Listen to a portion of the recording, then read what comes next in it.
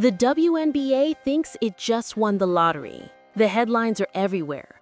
A historic $2 billion media deal, record viewership, sold-out arenas. The common belief right now is that women's basketball has finally arrived and the financial struggles are over. That belief is wrong. While the league office was popping champagne over the Disney and Amazon rights fees, a silent predator was moving in on their most valuable assets. The president of the Players Association, Nneka Ogwumike, has quietly signed a contract that threatens to burn the current WNBA model to the ground. She isn't just going overseas to play for the winter. She is defecting to Project B, a mysterious, shadowy new league that claims it has no Saudi funding while accepting massive checks from a Saudi state-owned event partner. Here's the reality the WNBA doesn't want you to see. This isn't just a competitor. It is a hostile takeover designed to exploit a specific loophole in the collective bargaining agreement. We're going to answer 3 massive questions right now. First, what are the insane specific numbers hidden in these Project B contracts that make the WNBA Supermax look like minimum wage? Second, how does the controversial Prioritization Clause, Article 14, Section 9, actually allow a foreign entity to legally steal Caitlin Clark and A'ja Wilson? And finally, why is the union president leading the exodus, and is she actually a genius for doing it? The evidence is in the fine print, the cap sheets, and the corporate filings. Let's open the books. The first thing you need to understand is the math, because the math is currently broken. The headline number of $2.2 billion for the new media rights deal sounds astronomical, but when you break it down over 11 years and split it among the teams and the NBA's ownership stake, the actual drip feed of cash to the players is slow, too slow. Let's look at the hard cap. Unlike the NBA, which has a soft cap allowing teams to go over the limit to keep their own stars by paying a luxury tax, the WNBA operates on a hard cap. The 2025 salary cap for an entire team is roughly $1.5 million. That is the ceiling. There are no exceptions. There is no bird rights loophole to pay Caitlin Clark $10 million. The current WNBA Supermax salary is capped at $241,000. That is the absolute maximum a player can earn from their team salary. Even with the new influx of media money, the league office has stated that base salaries are locked in until the current collective bargaining agreement expires or is opted out of. Now, enter Project B. According to leaked term sheet reported by Front Office Sports in October 2025, this new league isn't offering a standard 20% raise. They are operating on a different planet of economics. They are offering a 20 times multiplier. The rumors circulating agency back channels, specifically from agents at CAA and Wasserman who represent the top talent, are terrifying for the WNBA. We are hearing about offers for Caitlin Clark in the range of $50 million for a multi-year commitment. Let me repeat that number to let it sink in. $50 million. To put that in perspective, Caitlin Clark would have to play roughly 200 seasons in the WNBA at the current Supermax rate to equal one contract from Project B. Look at this chart on the screen. On the left, you have the Indiana Fever's total cap sheet for all 12 players. It sits at roughly $1.5 million. On the right, you have a single reported annual offer from Project B for one starter. One player in this new league would make 30 times the payroll of an entire WNBA franchise. But the money gets even more complex. It's not just salary. The WNBA has a strict marketing agreement cap. The league controls the marketing dollars, known as TMAs, team marketing agreements, to keep parity between big markets like New York and small markets like Indianapolis. They cap how much a team can pay a player for appearances to prevent circumvention of the salary cap. Project B has no salary cap. They have no marketing cap. They have no limits. They are offering equity. Reports indicate that Nneka Ogwumike didn't just sign a player contract. She received an equity stake in the league itself. This is the Michael Jordan model.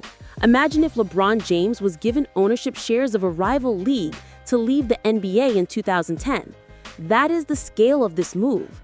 You are not just paying them to play, you are paying them to own the product. Now, here's the twist that nobody's talking about, and it is the most shocking part of this entire timeline.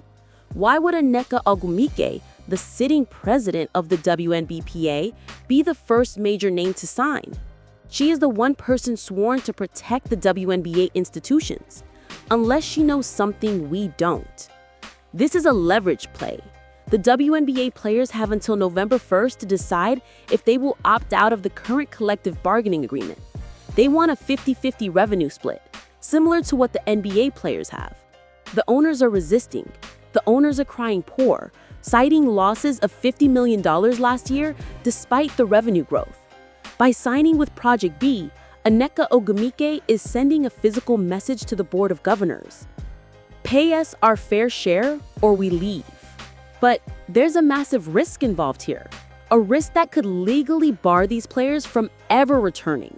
We need to look at the WNBA CBA, Article 14, Section 9. This is the Prioritization Clause. When this was negotiated in 2020, the owners fought tooth and nail for it. They hated that stars like Breanna Stewart were missing the first month of the WNBA season to finish playing in Turkey or Russia. So they wrote a rule. A player who does not report to training camp by the start date is ineligible for the entire season. Starting in 2024, if you're late, you're banned for the year. The WNBA owners thought this was a pair of handcuffs. They thought it forced players to come home early. Project B just turned those handcuffs into a weapon against the league. Project B's schedule runs from November to late April. It is designed with surgical precision to overlap with WNBA training camp by exactly 1 week. They are forcing the players to choose. They are saying, you can leave our tournament early and lose your $5 million bonus, or you can stay for the final week, win the money, and be banned from the WNBA. When the choice is $250,000 in the WNBA or $5 million in Project B, that's not a choice. That's an eviction notice. If Caitlin Clark, Asia Wilson, and Breanna Stewart all sign with Project B and miss that April 28th deadline, the WNBA has to suspend them all according to their own rules. Can you imagine a WNBA season without its top 20 stars? The TV deal has star participation clauses. If the stars aren't on the floor, Disney and Amazon can renegotiate or void the contract. The sponsors would walk. The league would collapse. Nneka Ogwumike knows this. She is holding a gun to the head of the WNBA owners using the very clause the owners invented. So, where is this money coming from? This is the elephant in the room. Project B executives have gone on record repeatedly denying they are directly funded by the Saudi Public Investment Fund. They say they are a global startup with private equity backing. But let's look at the receipts. We pulled the corporate filings. This document here is a filing for Sela. Sela is listed as the official event partner for Project B. They're handling the logistics, the venues, and the prize pools. Who owns Sela? Sela is a wholly owned subsidiary of the Saudi Public Investment Fund. It is the same entity that sponsors Newcastle in the Premier League, the same fund that bought Live Golf, the same fund that put $2 billion into tennis. It's a shell game. They're not writing a check from the Kingdom of Saudi Arabia. They are funneling it through an event partner to keep the optics clean for American sponsors and players who might be hesitant to take oil money. Why does this distinction matter? Because it's the exact same playbook they use in golf to destroy the PGA Tour's leverage. Create a rival league, overpay the stars by 1,000%, force a merger. In golf, they spent billions to buy a seat at the table. In the WNBA, the buy-in price is shockingly low. The WNBA's total revenue is a fraction of the PGA Tour's revenue. For the price of one NBA bench player, say $15 million, Project B can buy the entire starting lineup of the WNBA All-Star team. It is the most efficient distressed asset takeover in sports history. They identified that WNBA players are vastly underpaid relative to their fame, and they are exploiting that valuation gap. Money is one thing, lifestyle is the closer. We have to talk about the infrastructure gap. For years, WNBA players have fought for charter flights. It has been the single biggest point of contention. The league finally added a charter program this year, but it is limited. There are still reports of buses, commercial connections for support staff, and logistical nightmares. Project B is promising Formula One-style logistics, private aviation for every team, not just charters, but dedicated jets, 5-star accommodations, no commercial security lines. Look at this clip from a Project B promotional deck that was leaked on Twitter. They're pitching performance centers in Singapore and Riyadh that look like NASA labs, cryotherapy chambers, dedicated chefs, 24/7 medical staff. Compare that to the practice facilities of some WNBA teams. While the Aces and Liberty have palaces, other teams are still sharing courts with college squads or NBA G League teams. When you treat athletes like assets, they stay. When you treat them like expenses, they leave. Project B is treating them like assets. We also have to mention Unrivaled. This is the 3-on-3 league started by Brianna Stewart and Nafisa Collier. It pays well, averaging $250,000 for a short season. It was supposed to be the stay-at-home solution to keep players from going to Europe, but Project B just bigfooted them. Unrivaled keeps players in Miami. It's nice, it's comfortable, but Project B is global. And frankly, Unrivaled doesn't have the capital to compete with a sovereign wealth fund proxy. Unrivaled is offering a nice salary. Project B is offering generational wealth.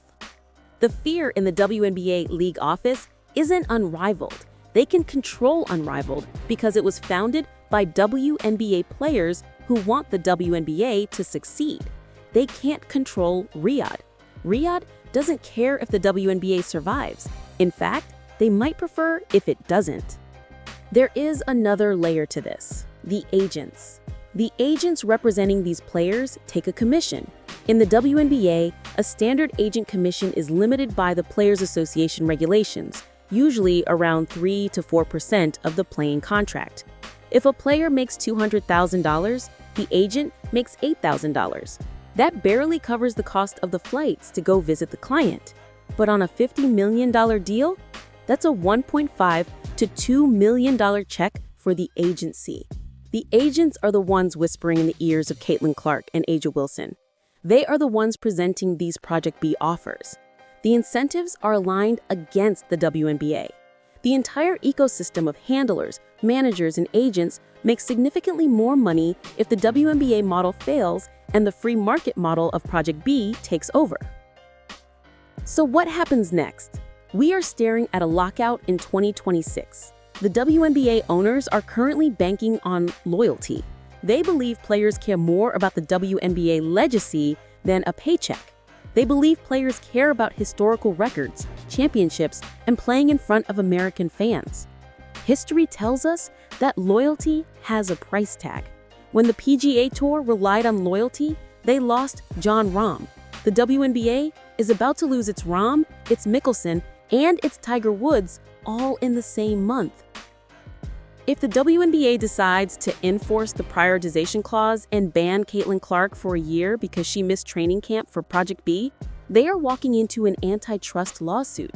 The Sherman Antitrust Act prevents leagues from colluding to restrict trade.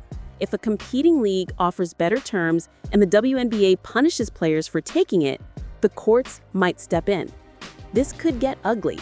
We could see a situation where a federal judge has to decide if Caitlin Clark is allowed to play for the Indiana Fever. The next 6 months are the most critical in the history of women's basketball. Watch the transaction wire. If you see one more All-Star sign with Project B before January, the war is over. The WNBA will have to rip up their CBA, offer a massive revenue share, and probably partner with Project B just to survive. What do you think? Is Nneka Ogwumike a traitor for selling out to a rival league, or is she a genius for forcing the owners to finally pay up? This goes deeper than just contracts. If you want to understand the real leverage map of who actually owns these players' marketing rights, and the hidden connection between NBA owners and these new investors, you need to watch the deep dive in our Locker Room Confidential playlist right here. I break down the agency connections that link Project B directly to the NBA leadership in a way that will blow your mind. Click here. You need to see who is actually pulling the strings.